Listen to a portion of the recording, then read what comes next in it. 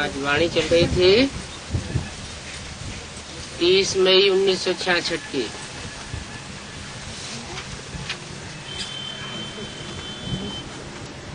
बात चल रही थी बेहद के बाप और वर्षे को याद करना है।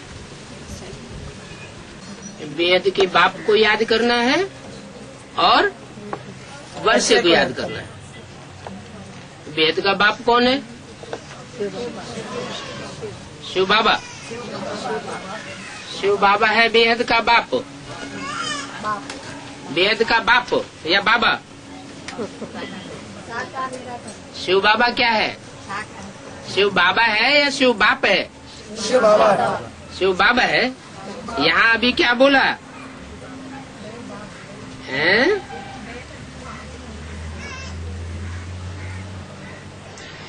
बेहद के बाप और वर्षे को याद करना है।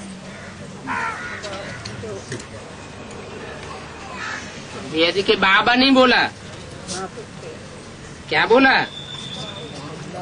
बेहद के बाप और वर्षे को याद करना है। माना बेहद का बाप शिव बाबा नहीं है, हैं? बेहद का बाप कौन है? सुप्रीम सोल, वो है बेहद का बाप। हद की दुनिया का भी और बेहद की दुनिया का भी। प्रजापिता तो सिर्फ मनुष्य आत्माओं का बाप है, लेकिन सुप्रीम सोल तो मनुष्य आत्माओं का बाप तो है ही। और जो भी आत्माएं हैं, कीट पशु पक्षी पतंगे, वो भी तो आत्माएं हैं। उन सब आत्माओं का भी बाप है। लेकिन बेहद के बाप दो बताए, एक आत्माओं का बाप और दूसरा बेहद जो मनुष्य सृष्टि है उनका बाप। बेहद मनुष्य सृष्टि में सभी धर्म के मनुष्य आ जाते हैं। हिंदू हो, मुसलमान हो, सिख हो, ईसाई हो, जो भी मनुष्य मात्र हैं। आज 500-700 करोड़ की मनुष्य आत्माएं हैं। उन सब का बाप माना प्रजापिता। सारी मनुष्य सृष्टि की जो भी प्रजा है, जिस धर्म की भी प्रजा है, सबका बाप। तो वो सबका बाप आदि में होगा, सृष्टि के मध्य में होगा या अंत में होगा? आदि में होगा सो अंत में भी होगा। आदि सो अंत। सभी धर्म के लोग मानते हैं कि मनुष्य सृष्टि का ओरिजिन, शुरुआत कोई एक मनुष्य से हुआ। मुसलमान लोग उसको क्या कहते हैं? आदम कहते हैं। अंग्रेज लोग एडम कहते हैं। हिंदू लोग आदिदेव कहते हैं। तुम आदिदेव है, पुरुष है, पुराण है। शंकर की मूर्ति सामने रख के बोलते हैं ना। और जैनी लोग भी उसको आदिनाथ कहते हैं। तो हर धर्म में उस बाप की, जो बेहद मनुष्य सृष्टि का बाप है, उसकी मान्यता है। लेकिन उसकी पहचान कब होती है? बेहद मनुष्य सृष्टि का बाप, जो भी बेहद मनुष्य सृष्टि है, सतयुग, त्रेता, द्वापर, कलयुग, चारों युगों से लेकर के और अब तक की जो भी सृष्टि है मनुष्य मात्र की, उस सृष्टि में वो बेहद हीरो पार्टधारी है। आज से लेकर अंत तक पार्ट बजाता है, लेकिन उसकी पहचान किसी को नहीं होती।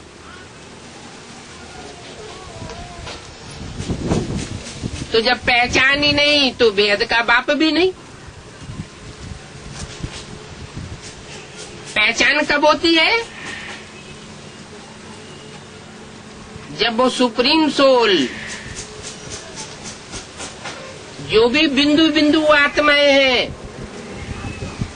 उन बिंदु बिंदु आत्माओं का बाप, जिसकी यादगार भारतवर्ष में शिवलिंग बनाते हैं, निराकार की यादगार है, वो कभी साकार नहीं बनता, जन्म मरण के चक्र में नहीं आता, सुख अथवा सुख दुख कुछ भी नहीं भोगता, अभोक्ता है, वो अकर्ता है, न दुष्ट कर्म करता है और न श्रेष्ठ कर्म करता है, कराता है।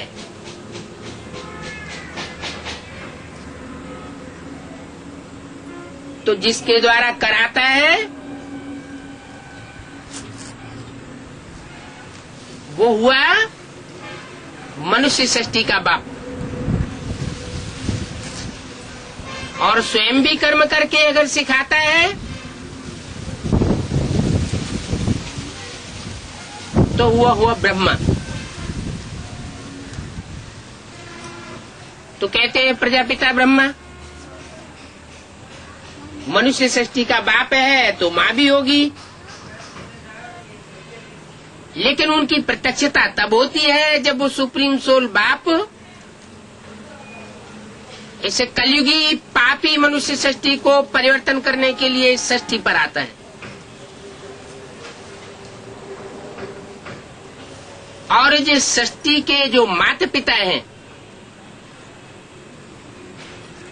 मनुष्य सृष्टि के, उनमें प्रवेश करता है। कौन है माता पिता? भारत की परंपरा में दो का विशेष गायन है, एक राम और कृष्ण। कृष्ण को मृदुल रूप दिखाया है, मीठा रूप, और राम को कड़क स्वभाव वाला दिखाया है। इसलिए मुरली में बोला है राम बाप को कहा जाता है और कृष्ण बच्चे को कहा जाता है। तो ये जो बाप और बेटे के रूप में सृष्टि के आदि की दो विशेष आत्माएं हैं। मनुष्य सृष्टि का पहला पत्ता कृष्ण बच्चा, जिसको कहते हैं शास्त्रों में हे कृष्ण नारायण वासुदेव। कहते हैं कृष्ण वासुदेव अर्थात नारायण का राज्य सतयुग के आदि में था, लेकिन सतयुग आदि में जिस नारायण का राज्य था उसको जन्म किसने दिया? तो जो जन्मदाता है, जो पहले बच्चे का, पहले पत्ते का जन्मदाता है, वो ही सारी मनुष्य सृष्टि रूपी जो बीज है, मनुष्य सृष्टि का बीज, जिसको गीता में कहा गया हम बीज प्रदप पिता। मैं इस मनुष्य सृष्टि का बीज बोने वाला पिता हूँ, माना बीज हूँ। माना सुप्रीम सोल खुद ही उसमें प्रवेश करके बोलता है कि मैं ज्ञान का जब बीज बोता हूँ तब तुम आत्माओं को पता चलता है कि तुम शरीर नहीं हो, ये शरीर तो मिट्टी मिट्टी में मिल जाएगा, लेकिन शरीर में जो आंखों में से ज्योति निकल रही है, ये ज्योति भ्रकुटी के मध्य में जैसे बैटरी का सेल होता है, ऐसे वो बैटरी के रूप में आत्मा बैठी हुई है। इसलिए यादगार में बिंदु लगाते हैं, टीका लगाते हैं। कहाँ? भ्रकुटी के बीच में लगाते हैं। गाल पर टीका नहीं लगाएंगे, थोड़ी पर नहीं लगाएंगे। कहाँ लगाते हैं?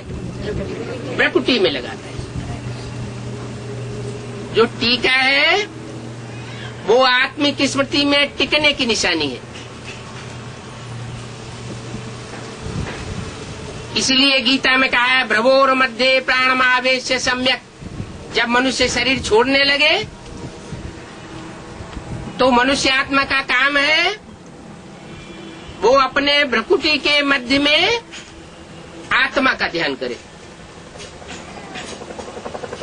आत्मा का रूप भी बताया है शास्त्रों में, अणो अणीयान समनुस्मरेत्य। आत्मा अणुरूप है, माने अत्यंत छोटी है, अति सूक्ष्म है।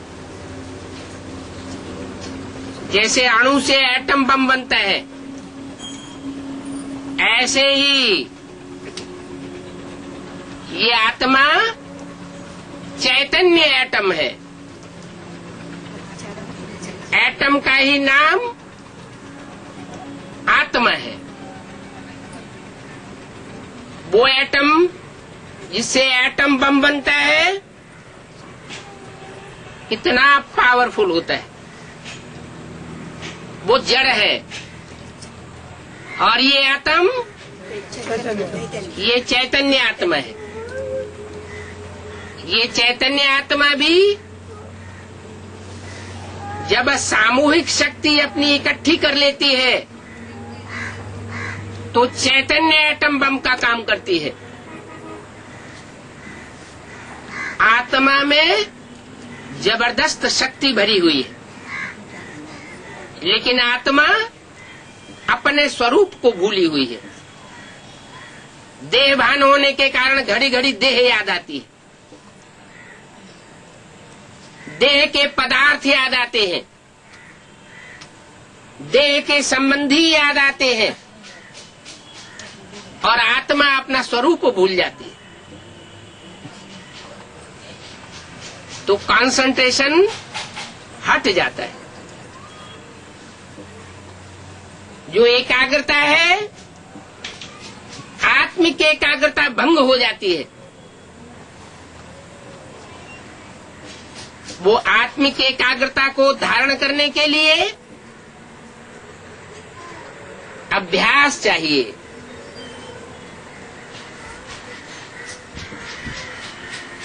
अभ्यासेन तो कौन्तेय वैराग्येण च गृह्यते। वो तो उन्होंने गीता में लिख दिया है मनुष्य गुरुओं ने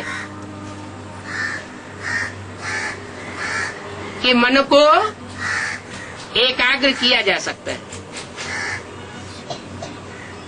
भगवान ने ऐसा अर्जुन से बोला, लेकिन उसका तरीका है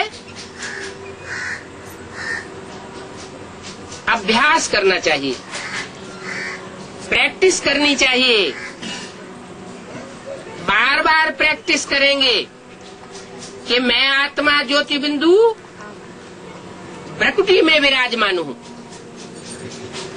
तो ऐसी प्रैक्टिस करते करते क्या होगा, ये प्रैक्टिस पक्की हो जाएगी।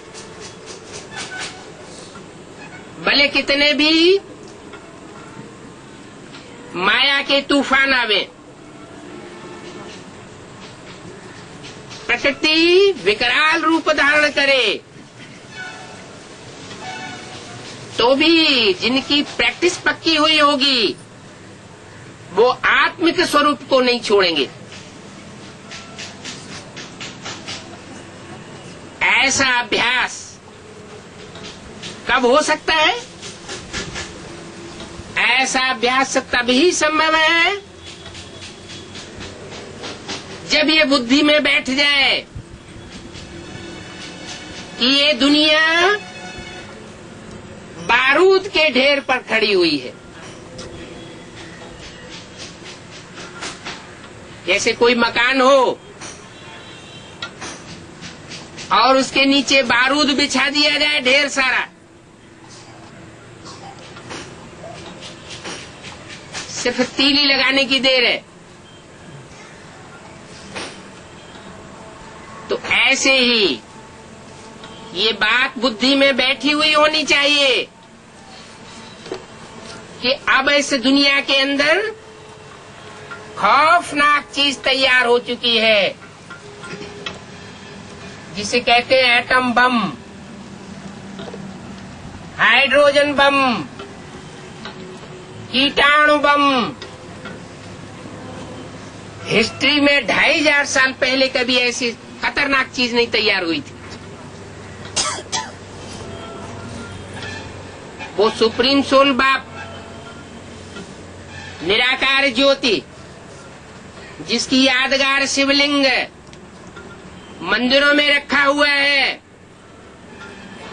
वो जब इस सृष्टि पर आता है कलयुग के अंत में, जिसके कारण उसको कल्पांतकारी कहा जाता है।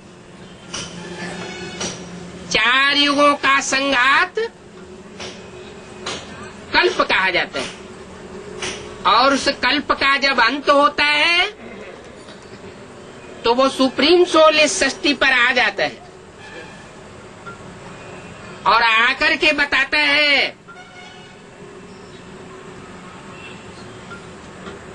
कि मैं नई सृष्टि रचने के लिए आया हुआ।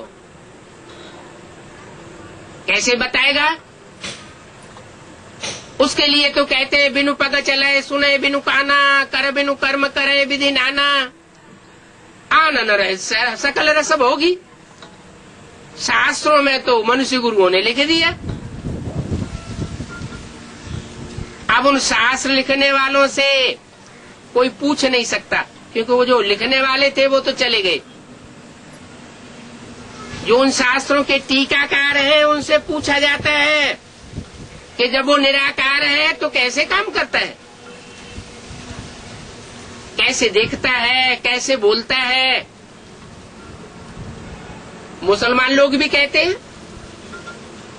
अल्लाह मियां ने फरमाया। अरे अल्लाह मियां ने फरमाया तो क्या ऊपर से आवाज आई? फरमाने के लिए तो मुख चाहिए ना। तो कोई ठीक समाधान नहीं देता कि वो निराकार बिना हाथों के कैसे काम करता है, बिना पांव के कैसे चलता है, बिना आंख के कैसे देखता है और बिना कान के कैसे सुनता है। ऐसे तो उन मनुष्य गुरुओं की गीता में भी आया हुआ है। सिर्फ एक शब्द आया है, प्रवेश तुम, मैं प्रवेश करने योग्य हूं। लेकिन उतने से कोई समझ नहीं पाता है। वो सुप्रीम सोल मनुष्य के शरीर में ऐसे ही प्रवेश कर सकता है जैसे कोई मनुष्य आत्मा कोई में प्रवेश कर जाती है, भूत प्रेत प्रवेश कर जाते हैं। लेकिन तौर तरीके अलग होते हैं। मनुष्य आत्माओं को अपना सूक्ष्म शरीर होता है और सुप्रीम सोल को अपना सूक्ष्म शरीर नहीं होता। सूक्ष्म शरीर और ये स्थूल शरीर, स्थूलता में ज्यादा ताकत होती है या सूक्ष्म में ज्यादा ताकत होती है? एटम अति सूक्ष्म है, जिससे एटम बम बन जाता है।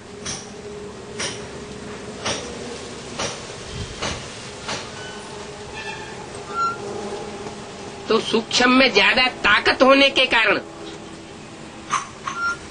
मनुष्य आत्मा जब शरीर छोड़ती है अकाले मौत में, तो वो सूक्ष्म शरीरधारी भूत प्रेत भी बन जाता है और वो जिसमें प्रवेश करता है उसमें अकूत शक्ति आ जाती है। वो तो मनुष्य की बात हुई, लेकिन यहां तो सुप्रीम सोल की बात है। सुप्रीम सोल कर्म बंधन में बंधता नहीं, जन्म मरण के चक्र में आता नहीं, गर्भ से जन्म लेता नहीं, तो उसको सूक्ष्म शरीर का बंधन भी क्यों बंधेगा? वो तो हल्की फुल्की आत्मा है, ज्योति बिंदु है, जिसे ज्योति बिंदु का बड़ा आकार शिवलिंग बनाया है, जिसको अपने हाथ पांव नाक आंख कान नहीं है। ये यादगार समझाने के लिए ऋषियों महर्षियों ने ये स्वरूप बनाया था। तो वो सुप्रीम सोल प्रवेश कर सकता है। अब सवाल पैदा होता है किसमें प्रवेश करेगा? हिंदू शास्त्रों में तो 24 अवतार दिखा दिए।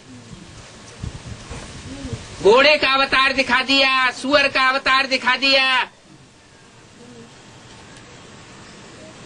मगरमच्छ का अवतार दिखाई दिया, कछुए का अवतार दिखाई दिया, फिर मनुष्य अवतार भी दिखाई दिए। राम और कृष्ण का भी अवतार दिखाया है। आधा मनुष्य और आधा शेर का अवतार दिखाया, नरसिंह अवतार।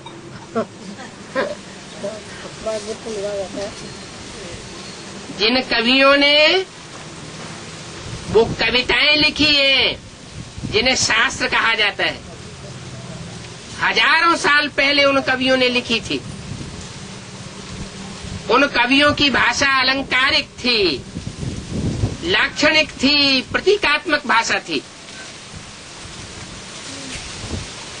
जिस भाव से उन्होंने लिखा था, उस भाव को पहचानने वाले आज के तामसी मनुष्य नहीं हैं। क्योंकि कलयुग के अंत में आकर के मनुष्य के अंदर काम, क्रोध, लोभ, मोह, अहंकार 5 विकार अति में समा जाते हैं। कोई भी बात के अर्थ को उल्टा समझता है। इसलिए मनुष्य गुरुओं के द्वारा जो लिखे हुए शास्त्र हैं, उनकी उल्टी उल्टी टीका समझ ली, उसका सही अर्थ नहीं समझा गया। तो फिर परमात्मा को ही, सुप्रीम सोल को ही इस सृष्टि पर आना पड़ता है और उन शास्त्रों का सार आकर के समझाता है, बताता है कि मैं प्रवेश करता हूं। मैं जब प्रवेश करूंगा तो क्या कीड़े मकोड़ों को सुधारने के लिए प्रवेश करूंगा? जानवरों को सुधारने के लिए प्रवेश करूंगा? अरे ये कीट, पशु, पक्षी, पतंगे, जानवर, इनमें तो मन बुद्धि की प्रधानता ही नहीं है। इनके द्वारा सृष्टि का परिवर्तन नहीं हो सकता। सृष्टि का परिवर्तन मानसिक पावर से होता है। मानसिक पावर, बौद्धिक पावर मनुष्यों में होती है। मननात् मनुष्य कहा जाता है। जो मनन चिंतन कर सकता है वही मनुष्य है। और मनन चिंतन भी 2 तरह का होता है। एक शैतान से प्रभावित मन होता है और एक भगवान से प्रभावित मन होता है। भगवान ज्ञान सुनाकर जिस मन को प्रभावित कर देता है, वो मन इस सृष्टि में अच्छे वाइब्रेशन फैलाता है। उन अच्छे वाइब्रेशन से अच्छा वातावरण बनता है और अच्छा वातावरण बनने से सृष्टि का कल्याण होता है। कलयुग बदल करके सत्युग पैदा होता है। मनुष्य के पास मनसा की पावर है, लेकिन वो उसका उपयोग नहीं जानता। हर मनुष्य आत्मा को जन्म से ही दात मिली हुई है। सबसे बड़ी दात मिली हुई है ईश्वर से, मन बुद्धि की। लेकिन मनुष्य गुरुओं ने उस ईश्वरीय दात को उल्टी पढ़ाई पढ़ा करके दबाई दिया। तो मनुष्य लोग जो सुनते हैं गुरुओं से, उन्हीं बातों पर विश्वास कर लेते हैं। ईश्वरीय जो देन मन बुद्धि जन्म से मिली हुई है, उसका उपयोग नहीं करते। अभी परमात्मा बाप बताते हैं, हे आत्माओं, तुम मन बुद्धि रूपी आत्मा हो। जब तुम हो ही मनुष्य, जिसमें बुद्धि की प्रधानता होती है, तो तुम अपनी मन बुद्धि की प्रधानता के आधार पर जो कर्म करेंगे, उससे सृष्टि का परिवर्तन जरूर होगा। लेकिन इसके लिए अभ्यास चाहिए, एकाग्रता का। एकाग्रता आएगी वैराग से। ये दुनिया, देह के संबंधी, देह के पदार्थ, चाहे वो मकान हो, चाहे दुकान हो, सब जाने वाले हैं। मनुष्यों के सारे आधार खिसकने वाले हैं।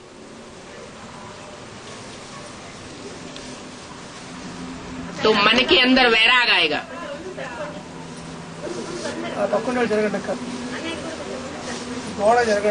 वैराग आने से इस दुनिया से बुद्धि हट करके एकाग्र बनेगी।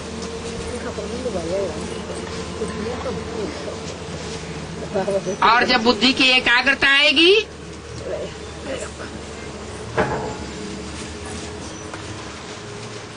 तो मनसा पावर, बौद्धिक पावर बढ़ती जाएगी। और मनुष्य अपने वाइब्रेशन के आधार पर, अपनी बौद्धिक पावर के आधार पर इस सृष्टि को परिवर्तन कर सकेगा, संगठित रूप में परिवर्तन करेगा। कहते हैं अकेला चना भाड़ नहीं फोड़ सकता।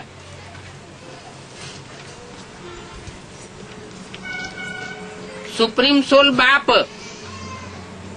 वो भी इस सृष्टि पर आकर के अकेला कुछ नहीं कर सकता। हम आत्मा रूपी बच्चों का आधार लेता है, लेकिन शास्त्रों में लिख दिया है कि वो जानवरों के रूप में आता है। तो सर्वव्यापी का ज्ञान फैल गया कि भगवान सर्वव्यापी है। कीट, पशु, पक्षी, पतंगों सब में है। लेकिन भगवान सर्वव्यापक नहीं है। वो तो इस मनुष्य सृष्टि की जो भी श्रेष्ठ से श्रेष्ठ आत्मा है, हीरो पाटधारी आत्मा है,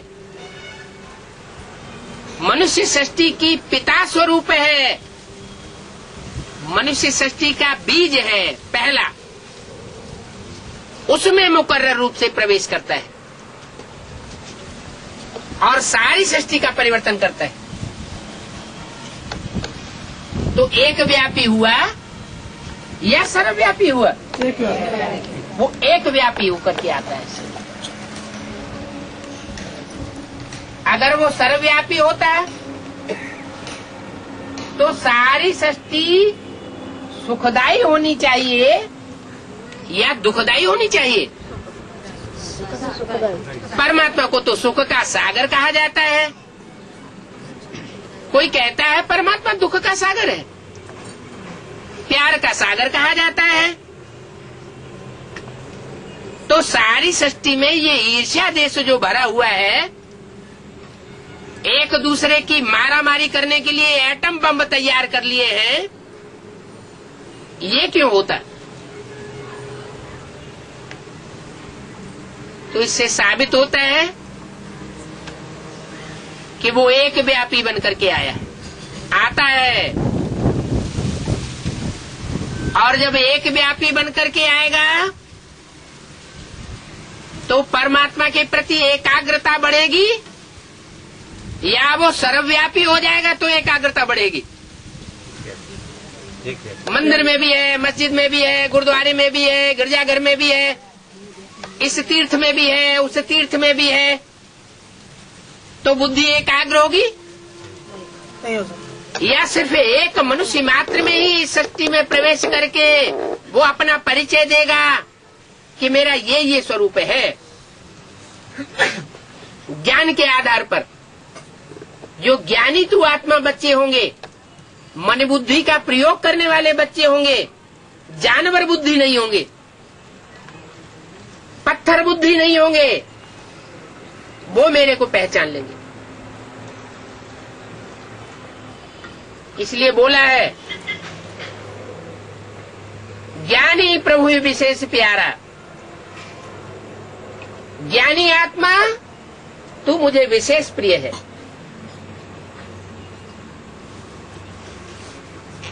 ज्ञानी भी होते हैं,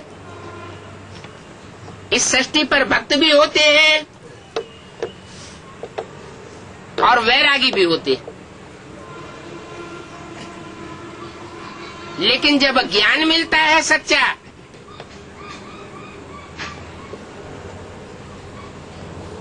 तो सच्चे ज्ञान के आधार पर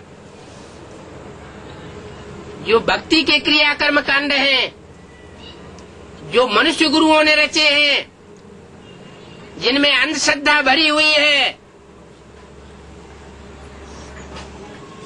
वो ज्ञान के फोर्स से उनका खंडन हो जाता है। भक्ति आती है अनेक मनुष्य गुरुओं से। अनेक मनुष्य गुरुओं का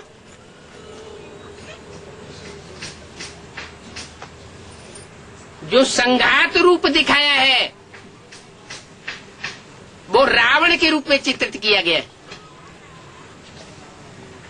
कितने सिर दिखाते हैं? 10 सिर।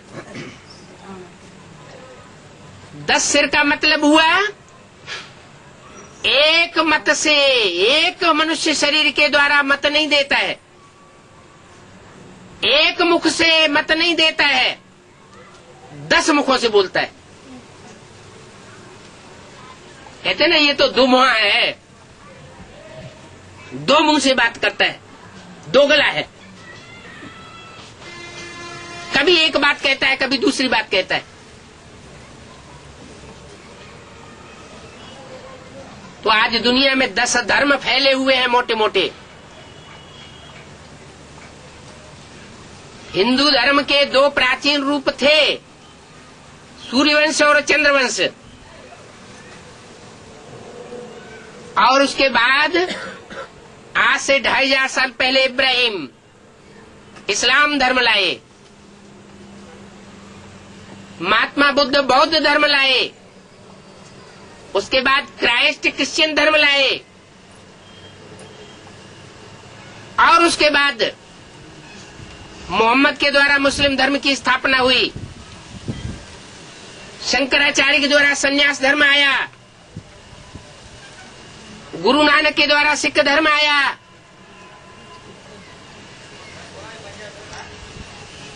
और आर्य समाज आया महर्षि दयानंद के द्वारा। आज से 100-150 वर्ष के अंदर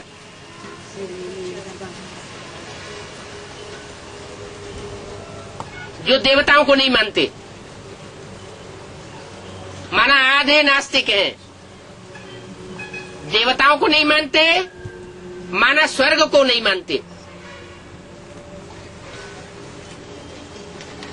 स्वर्ग नरक कोई अलग अलग होते हैं, इस बात को नहीं मानते। परमात्मा के साकार स्वरूप को नहीं मानते, माने आधे नास्तिक है। और उनके आने के बाद तुरंत ही सृष्टि पर नास्तिक धर्म फैल जाता है। नास्तिक माने किसी के ऊपर आस्था नहीं, न आत्मा को, न परमात्मा को, न दुख को, न सुख को, न स्वर्ग को, न नरक को, किसी को नहीं मानते। ऐसा नास्तिक धर्म जब संसार में फैल जाता है तो दुनिया के हर देश में प्रजातंत्र स्थापन होता है, राजतंत्र खत्म हो जाता है। दुनिया की हिस्ट्री बताती है कि दुनिया में सदा राजाओं का राज्य चला है।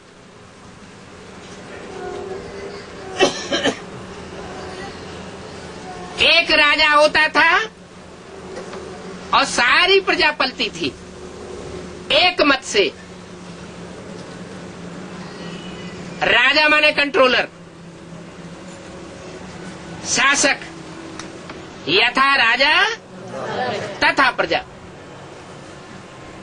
आज हर देश में मंत्रियों के रूप में ढेर सारे शासक बैठे हुए हैं।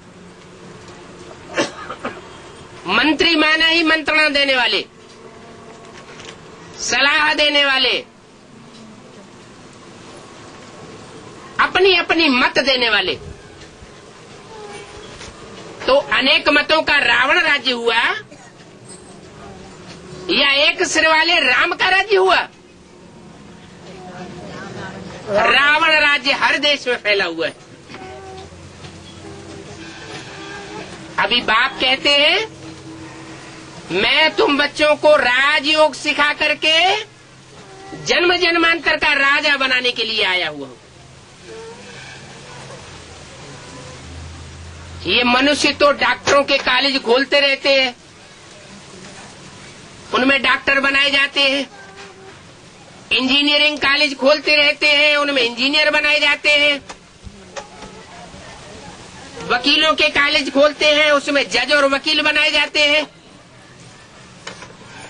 लेकिन मैं राजयोग की यूनिवर्सिटी खोलता हूं।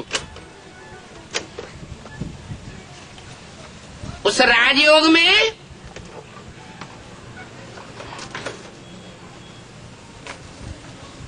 सब प्रकार की पावर भरी हुई है।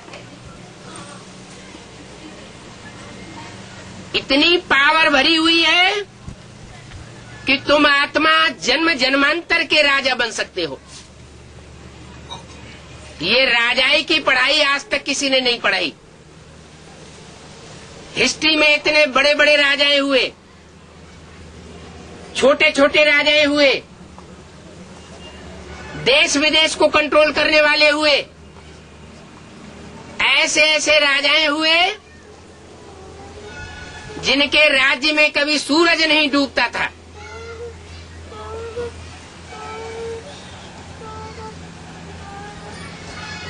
लेकिन वो सब राजाएं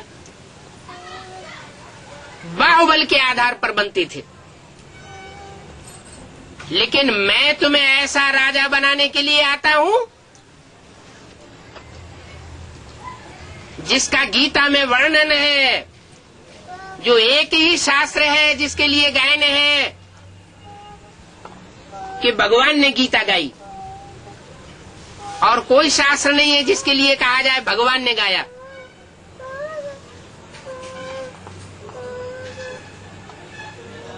तो गीता ज्ञान देने वाला वो भगवान अभी बता रहा है कि मैं तुम्हें राजयोग सिखाने आया हूं। राजयोग से तुम राजा बनते हो। ये राजाई सीखने की, राजाई की पढ़ाई पढ़ने की यूनिवर्सिटी है।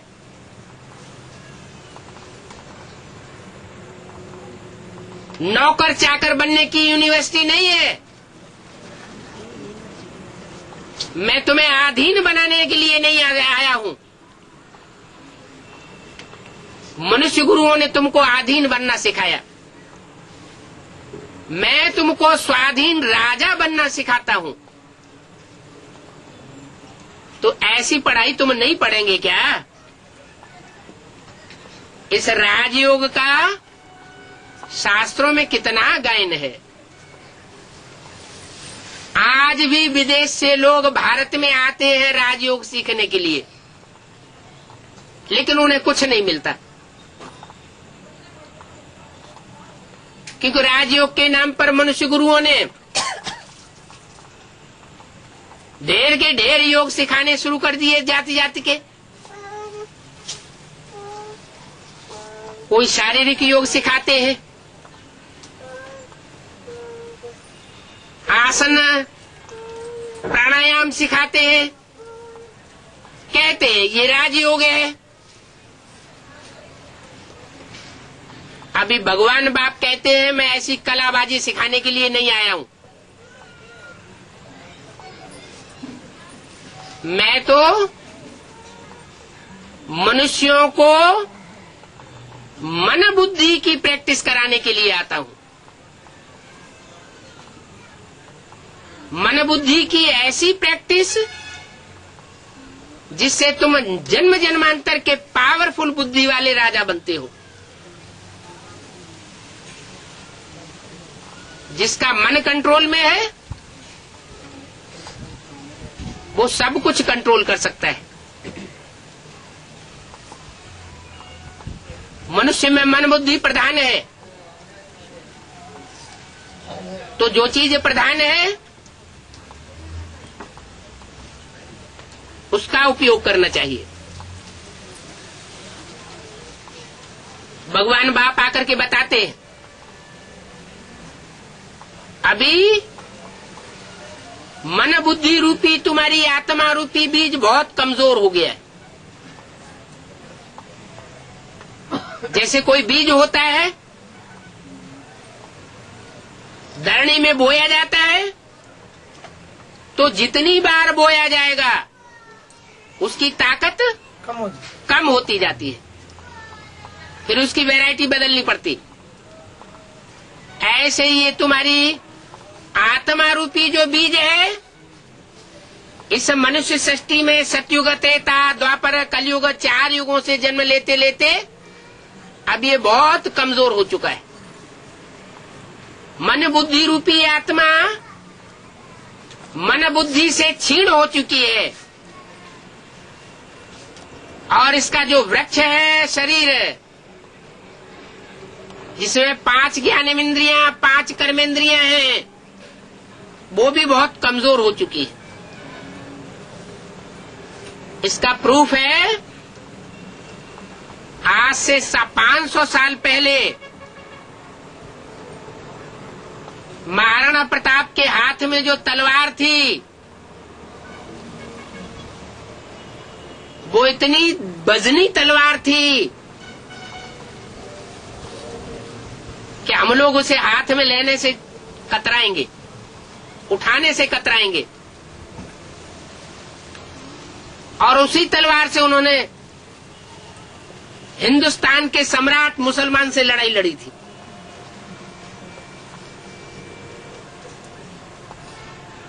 कितना 400 साल पहले पावरफुल शरीर होते थे। अभी सूखे गालों वाले चुपटिया शरीर होते हैं,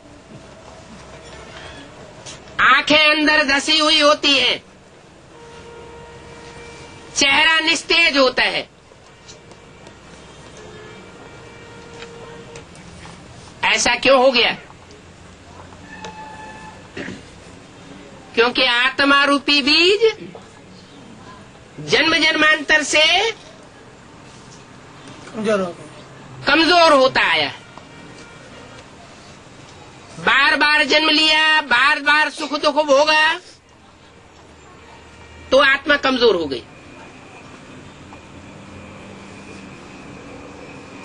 अब इस आत्मा रूपी बीज को, बैटरी को पावरफुल बनाने के लिए, चार्ज करने के लिए वो सुप्रीम सोल जनरेटर के रूप में आता है। वो कहता है बच्चे मेरे से कनेक्शन जोड़ो। जैसे तुमने जन्म जन्मांतर कनेक्शन जोड़े हैं। कनेक्शन माना संबंध है, देहधारियों के साथ संबंध जोड़े हैं ना, चिपक चिपक किया है ना। तो अनेकों के साथ संबंध जोड़ते जोड़ते तुम कमजोर बन गए। ये सब बैटरीज, जितनी भी मनुष्य आत्मा रूपी बैटरीज हैं,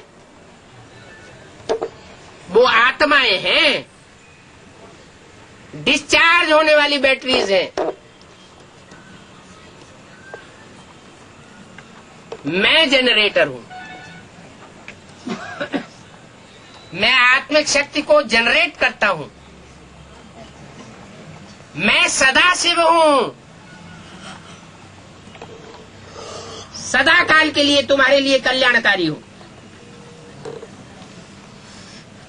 जो भी वाचा बोलूंगा वो वाचा तुम्हारे लिए कल्याणकारी है।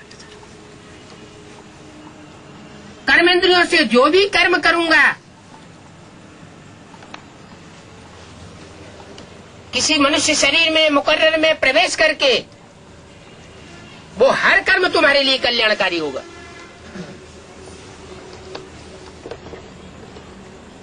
मैं जो भी वाइब्रेशन फैलाऊंगा, वो मनसा का हर वाइब्रेशन तुम्हारे लिए कल्याणकारी है। जिस मनुष्य शरीर में मुकर्रर रथ में प्रवेश करके मैं आंखों से दृष्टि दूंगा, वो दृष्टि जिससे सृष्टि सुधरती है, तुम्हारे जन्म जन्मांतर सुधरते हैं। वो हर हालत में तुमको पावरफुल बनाएगी। वो दृष्टि, अगर क्रोध की भी दृष्टि तुम्हारे ऊपर पड़ गई तो भी तुम्हारा कल्याण होगा। क्यों? क्योंकि मेरा नाम सदाशिव है। सदाशिव अर्थात हर हालत में कल्याणकारी। जैसे माँ बाप होते हैं, बच्चा कोई उल्टा कार्य करता है, शीशे को तोड़ता है, तो माँ बाप लाल लाल आंखें निकालते हैं। क्या करता है? बच्चा डर जाता है। वो समझता है मम्मी पापा नाराज हो रहे हैं। तो क्या नाराज होते हैं? नहीं, अंदर में भाव दूसरा है। इसलिए बोला है भाव प्रधान विश्व रचि राखा। जो भी कर्म किया जाता है, जिस भाव से किया जाता है, उसके आधार पर उसका पाप पुण्य बनता है। और मैं तो जिस शरीर में प्रवेश करता हूं, जिस शरीर के द्वारा कार्य करता हूं, बोलता हूं, दृष्टि देता हूं, वाइब्रेशन फेंकता हूं, उस शरीर के द्वारा कार्य होने के कारण उस शरीर का पाप पुण्य बन सकता है।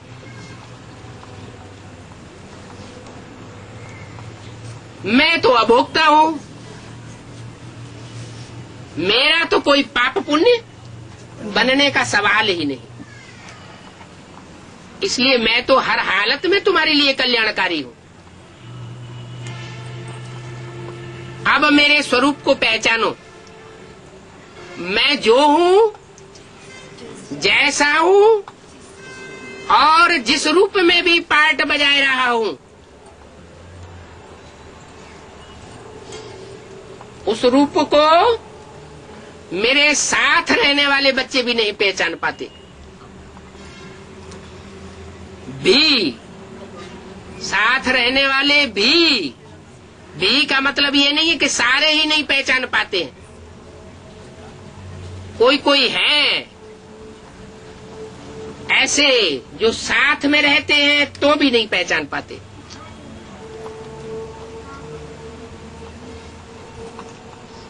माना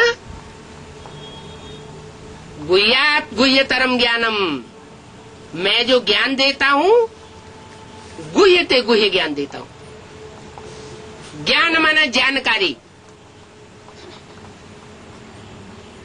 जानकारी भगवान जिस चीज की जानकारी देगा वो सत्य की जानकारी देगा। सत्य को परखने के लिए झूठ की भी जानकारी देगा, श्रेष्ठ की भी जानकारी देगा, श्रेष्ठ को परखने के लिए दुष्टता की भी जानकारी देगा।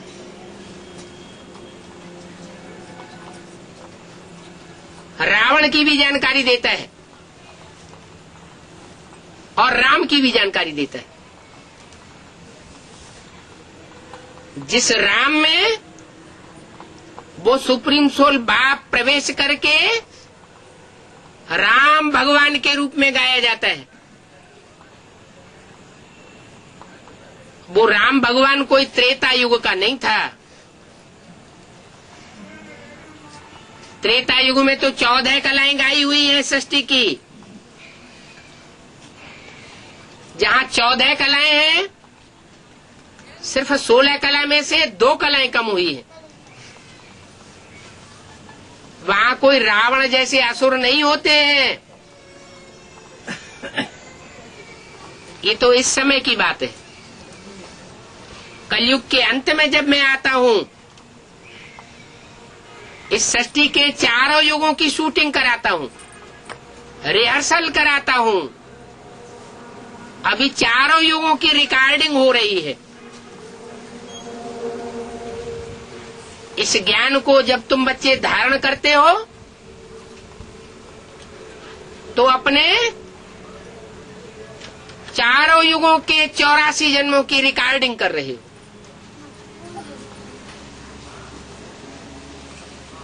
ज्ञान लेकर के, जानकारी लेकर के जब तुम श्रीमत पर चलते हो तो सुख की शूटिंग करते हो, और जब तुम परमत पर चलते हो, रावण के 10 सिरों की मत पर चलते हो, या कोई भी मनुष्य गुरु की मत पर चलते हो, तो तुम जन्म जन्मांतर के दुख की शूटिंग करते हो। अपने लिए भी करते हो और अपने संगी साथी जो जन्म जन्मांतर के हैं उनके लिए भी करते हो।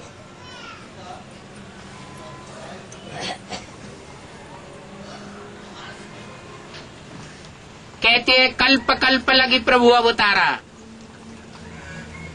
हर 4 युगों के बाद कलयुग को पलट करके सतयुग बनाने के लिए मैं कल्पांतकारी बाप आता हूं, और पापी कलयुग को बदल करके सतयुगी सृष्टि बनाकर जाता हूं। ये सतयुगी सृष्टि सत्य बाप के सिवाय कोई बना ही नहीं सकता। अंग्रेज लोग भी कहते हैं गॉड इज ट्रुथ, हिंदी लोग भी कहते हैं सत्यम शिवम सुंदरम। वो एक ही सत्य है और बाकी दुनिया में सब झूठ है।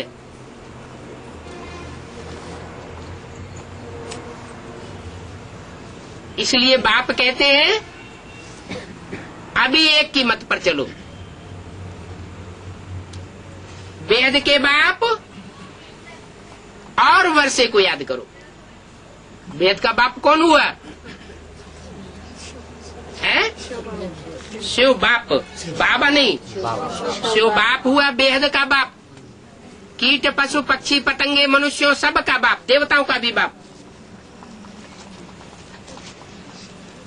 और वर्षा, वर्षा क्या हुआ है? वर्षा हुआ, तुम्हें वर्षा प्राप्त करना है। तुम्हारा वर्षा है सुख का वर्षा। तो इस सृष्टि पर सबसे जास्ती सुखी कौन होता है?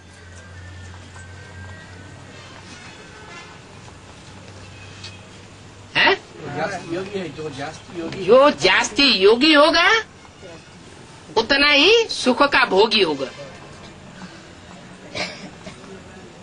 अभी जन्म जन्मांतर का सुख भोगने की पावर आत्मा में हम भर रहे हैं। दुनिया में बहुत से ऐसे बच्चे पैदा होते हैं, उनको अरबपति बाप की अरब संपत्ति मिली हुई है, मल्टी मिलियनर बाप के बच्चे हैं, लेकिन शरीर लुंज पुंज है। मानसिक पावर पागलों जैसी है, तो वो सुख भोग सकेंगे? नहीं भोग सकते, क्योंकि शक्ति नहीं है। अभी बाप कहते हैं मैं तुम्हारा सर्वशक्तिवान बाप आया हुआ हूं। अभी तुम बच्चे मेरे से योग लगाकर, योग माना संबंध, मेरे से सब प्रकार के संबंध जोड़ करके जन्म जन्मांतर के लिए सुखी बन सकते हो। अब नहीं तो कब नहीं, क्योंकि मैं एक ही जन्म में आता हूं, हर जन्म में नहीं आता, हर युग में नहीं आता। ऐसे नहीं कि सतयुग में आऊंगा, वहां तो है ही सत्य का युग, वहां आके क्या करूंगा, 16 कला संपूर्ण सुखी सृष्टि है। ऐसे नहीं त्रेता युग में राम राज्य में आता हूं, वहां तो है ही राम राज्य, रावण राज्य होने का क्या सवाल। झूठी झूठी बातें लिख दी है शास्त्रों में। ऐसे नहीं द्वापर के अंत में मैं कृष्ण बन करके आता हूं और पापी कलयुग की स्थापना करके चला जाता हूं, फिर मेरे आने का फायदा ही क्या हुआ। अरे मैं तो आता हूं कलयुग के अंत में, जब सारी सृष्टि पर पाप का बोझा बढ़ जाता है, सब दुखी हो जाते हैं,